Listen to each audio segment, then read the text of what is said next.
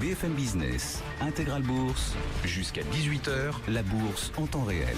Avec Quentin Perroma, directeur général responsable de la gestion d'Assetfi. Bonjour Quentin. Bonjour Guillaume. Bienvenue sur BFM Business. Comment vous les sentez, vous, les marchés? Ils avaient bien progressé hier avec Wall Street. Le CAC a pris près d'1%. Puis aujourd'hui, Donald Trump est passé par là et le CAC, comme Wall Street, recule. Comment vous sentez ces marchés boursiers? Oui, on voit que c'est un peu le thème de la fin du mois d'août, avec des déclarations à chaque fois fracassantes de Donald Trump et qui remettent de l'incertitude sur les marchés. Donc on a des marchés qui sont quand même fébriles, on le voit. Essentiellement, il y a une part aussi de la faiblesse des volumes qui joue, bien sûr, mais aussi on se pose un petit peu des questions, et notamment surtout du côté américain, sur toutes ces réformes qui devaient arriver et qui n'arrivent pas, et on sent que le marché commence un petit peu à s'impatienter, en tout cas côté américain. Ouais, il y a cette grande question américaine, et de l'autre côté l'Europe qui affiche toujours une croissance, elle est là. On a eu ce matin les indicateurs, là d'ailleurs, les indicateurs PMI de la zone euro du mois d'août, et qui s'améliorent. Est-ce que pour le coup, la confiance pour vous reste dans le camp européen par rapport au camp américain? Oui. Alors, quand on regarde le parcours boursier, c'est un peu moins bon. Depuis le mois de mai, on voit un marché quand même qui est un peu hésitant sur l'Europe, mais pourtant les fondamentaux sont clairement bons. On le voit sur les PMI, on le voit aussi sur le chiffre de croissance du deuxième trimestre, mais aussi au niveau microéconomique sur les résultats au deuxième trimestre. Donc, on est bien orienté. Il y a quand même un petit vent contraire qui est arrivé, c'est l'appréciation du dollar, l'appréciation de l'euro, qui va certainement pénaliser un petit peu les résultats sur le troisième trimestre.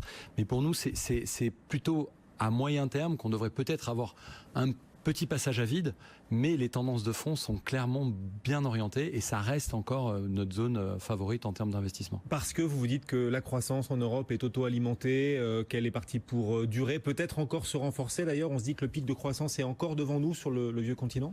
Oui, c'est vrai qu'on a un décalage de cycle entre les États-Unis et l'Europe. On est moins avancé sur l'Europe, donc sur la zone euro, et donc on a encore un potentiel d'appréciation. Après, il faudra aussi que par la suite, parce que là on est plutôt sur du conjoncturel, il faudra que sur le structurel, on ait les réformes, on est en plein dedans avec les réformes structurelles en France, mais qu'on ait ces réformes structurelles qui permettent de prolonger ce cycle, parce qu'on sait que tôt ou tard, la BCE va commencer à normaliser sa politique monétaire, certainement après, bien sûr, le début de normalisation de la politique monétaire de la Fed, mais ça, on sait qu'on a quand même un ultimatum qui va arriver, qui va être certainement très progressif, mais qui va arriver. Et donc, vous vous dites que compte tenu de cet ultimatum, de ce resserrement monétaire à venir, la croissance telle qu'elle est ne pourra pas se prolonger, voire continuer d'accélérer sans réforme, que ce soit en Europe ou aux États-Unis, sans les réformes.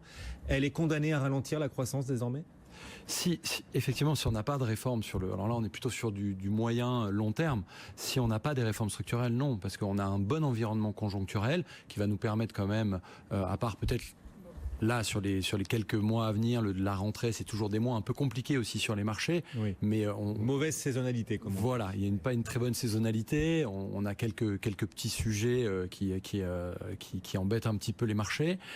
Mais on a quand même une tendance. On le voit encore avec les PMI, tous les PMI, que ce soit allemands ou français, quand on prend le PMI global, agrégé services et manufacturiers, il est en progression. Alors après, on a des légères baisses sur le secteur des services, mais pas d'inquiétude, on est toujours sur des niveaux très élevés, donc on a une tendance positive, et cette tendance positive, elle peut encore perdurer. On voit que les résultats sont là, les chiffres ont été quand même très bons sur le résultat des entreprises, mais on ne peut pas non plus durer dans le temps si on n'a pas de réforme structurelle.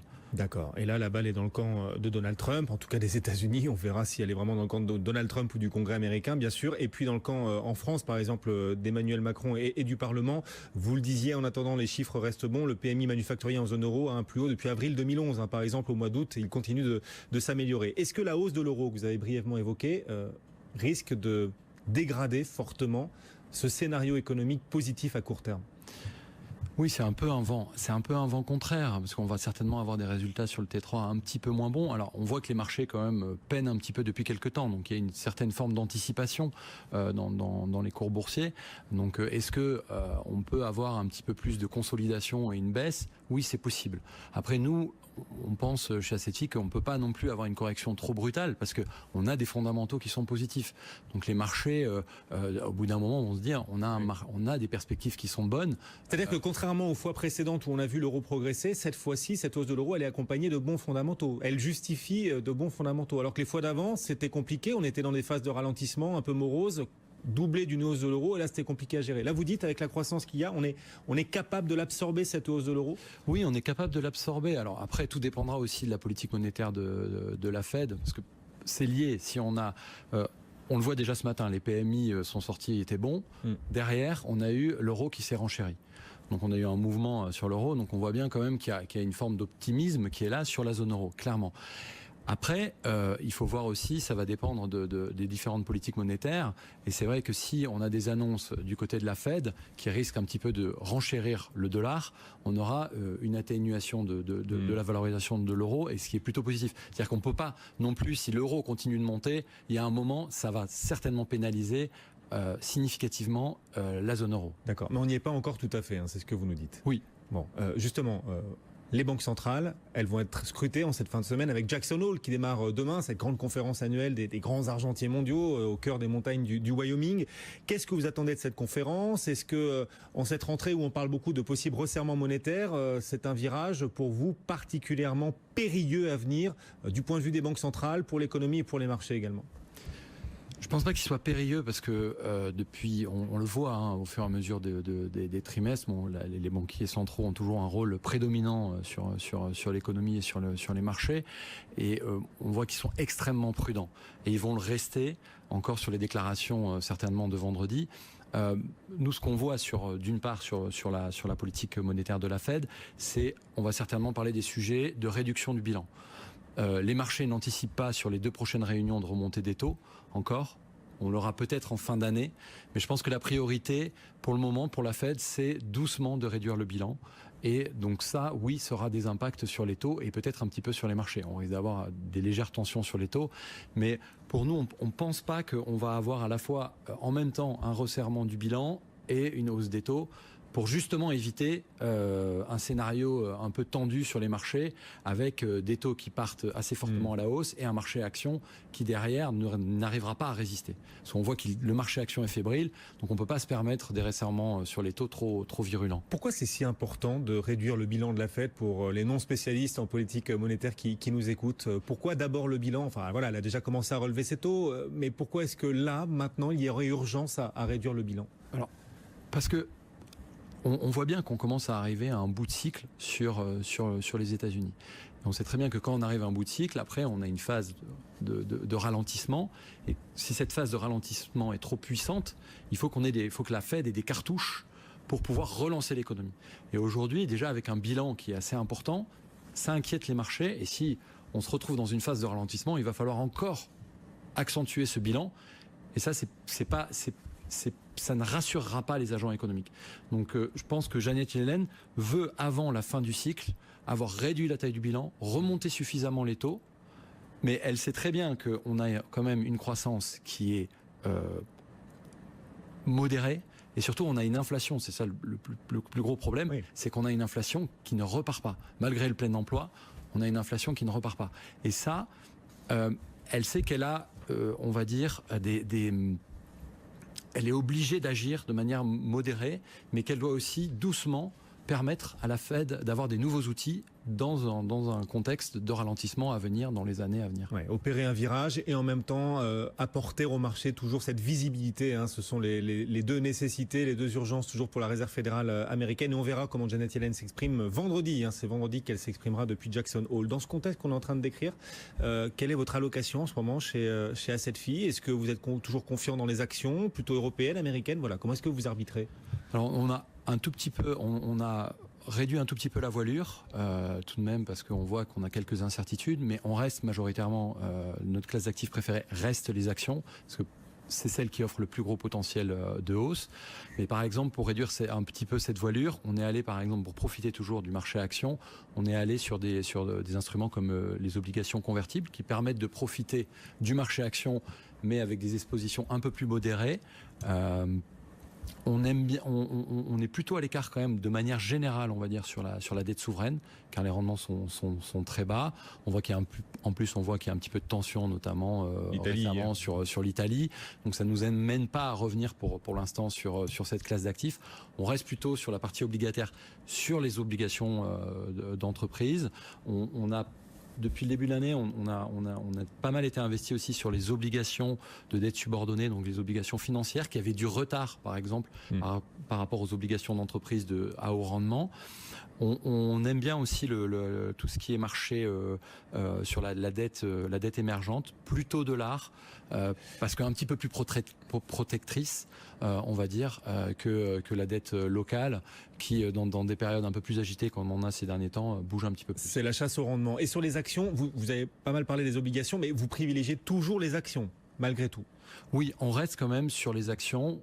On pourrait avoir un petit peu de secousse sur les mois à venir, mais pour nous, après, on devrait avoir, vu le contexte macroéconomique positif, des résultats quand même qui sont bien orientés, on pourrait avoir un second souffle après cette phase de consolidation. D'accord. Résultats encore à venir, évidemment, c'est tous les trimestres. On suivra donc à partir d'octobre les résultats du 3e trimestre. Est-ce que vous attendez un second souffle, justement, grâce à ces publications? Est-ce qu'au contraire, il faut mieux aller chercher des secteurs, des valeurs, des côtés qui ont oublié de progresser, qui n'ont pas profité de la hausse des marchés depuis le début de l'année? Comment est-ce que vous arbitrez entre ces deux jambes-là, à savoir la croissance, hausse des profits qu'on espère voir se prolonger, puis d'autre part, toute une partie du marché qui reste un petit peu en retard? Oui, alors nous, on privilégie quand même effectivement les secteurs un peu décotés. Donc, on aime bien regarder en ce moment un peu. On est toujours depuis quelques temps sur notamment le secteur financier, assurantiel, mais aussi de services, avec des sociétés comme sur les services des sociétés comme Amundi, ou sur l'assurantiel des sociétés comme AXA, où on a des potentiels pour nous, surtout sur les sociétés décotées comme AXA, des potentiels de croissance intéressants. Même si les banques centrales ne relèvent pas fortement leur taux. Tout le monde disait elles vont relever leur taux, ça va être bon pour AXA ou pour la banque. Elles n'ont pas finalement tant les relever que ça, leur taux. Donc c'est vrai. C'est vrai qu'on a ce facteur-là où on avait plutôt fait cet appel-là en début d'année, où on disait voilà, on va avoir une relevée des taux. Qui dit relevée des taux, repentification aussi de la courbe des taux, et ce qui permet aux assureurs et aux banquiers d'améliorer leur marge. Mais il y a aussi un deuxième facteur, c'est que les secteurs financiers, quand on est dans des phases de croissance, c'est les secteurs qui partent aussi le plus rapidement possible, et on peut avoir de belles surprises si on a une phase d'accélération sur les trimestres à venir. Après, on n'est pas que sur le secteur financier, on regarde aussi par exemple le secteur de la construction, par contre, qui lui a eu en plus un parcours assez favorable, et aussi des secteurs un peu plus de consommation discrétionnaire. Globalement, on est un peu plus sur les secteurs cycliques qui profiteront de cette croissance. Après, on fait quand même attention, c'est-à-dire que, par exemple, on aime toujours aussi les secteurs des technologies qui continuent de garder un bon momentum et qui ont bien progressé cette année et qui devraient continuer dans des phases de croissance importantes qui devraient progresser. Les matières premières, on voit que les indices ont un peu de mal en ce moment. En revanche, les matières premières, elles progressent globalement, surtout les métaux. Voilà. Est-ce que c'est un secteur, matières premières, énergie peut-être au sens plus large, qui vous attire parce qu'on voit des performances se dégager malgré l'atonie des indices boursiers? Alors, on commence à s'y intéresser. On n'était pas tellement exposé sur ces secteurs-là parce que assez volatiles, mais on commence un petit peu plus à s'y exposer parce qu'on voit déjà sur les métaux une envolée des prix. Donc mécaniquement, on risque d'avoir des résultats qui vont suivre sur les minières. Donc c'est un secteur qui peut être intéressant d'initier des positions dans ces secteurs-là. Sur tout ce qui est énergie, il y a plusieurs facteurs récents qui sont intéressants. On l'a vu d'ailleurs au cours de l'été, notamment au niveau des nombres de puits ouverts qui sont plutôt fermé, on va dire, parce qu'on avait une exposition du nombre de puits ouverts aux États-Unis depuis plus d'un an, et enfin depuis à peu près 3 semaines, on commence à avoir des fermetures. Et on voit les stocks parallèlement, les stocks US, qui restent quand même sur des niveaux assez bas. Donc ça nous donne, on va dire, des indices sur peut-être une stabilisation, voire un pétrole qui repartirait un petit peu. Et comme on voit que le secteur, quand même, depuis le début de l'année, de l'énergie, n'a pas très bien marché, on pourrait avoir un second souffle sur le secteur de l'énergie, avec un petit peu plus alimenté par une croissance, avoir un secteur un petit peu plus porteur. Et comme on a des valorisations qui sont extrêmement basses, c'est intéressant d'initier des positions sur ce secteur-là. Quelques idées pour investir sur les marchés actions. Bien sûr, on garde un pied aussi sur le marché obligataire. On rejoint Nicolas Forest, directeur de la gestion obligataire de Candriam. Bonjour Nicolas. Bonjour. Oui, on voit ces actions aujourd'hui qui reculent un petit peu, le doute qui l'emporte à nouveau dans l'esprit des investisseurs. Est-ce que vous le constatez aussi sur la partie obligataire ? Oui, tout à fait. Les obligations d'État performent de façon assez forte depuis le début de l'été. Donc les obligations américaines, les obligations allemandes. Aujourd'hui, c'est une journée qui est aussi légèrement positive. Et donc, de sorte qu'aujourd'hui, les taux d'intérêt allemands, par exemple, ils sont revenus à un niveau qu'on n'avait pas vu depuis le mois de juin, à 0,40. Donc c'est vrai qu'il y a eu énormément une baisse importante quand même des taux d'intérêt et qui ne prend pas en compte le fait quand même que toute une série d'indicateurs économiques, dont les PMI aujourd'hui, sont en voie d'amélioration. Et pourquoi alors ? Pourquoi ce décalage entre des indicateurs économiques qui sont bons, et on l'a vu, vous le disiez, à travers les PMI européens aujourd'hui, et un marché obligataire atone, voire qui bat à nouveau quelques records comme sur le 10 ans allemand ? Comment est-ce qu'on explique ce décalage grandissant ?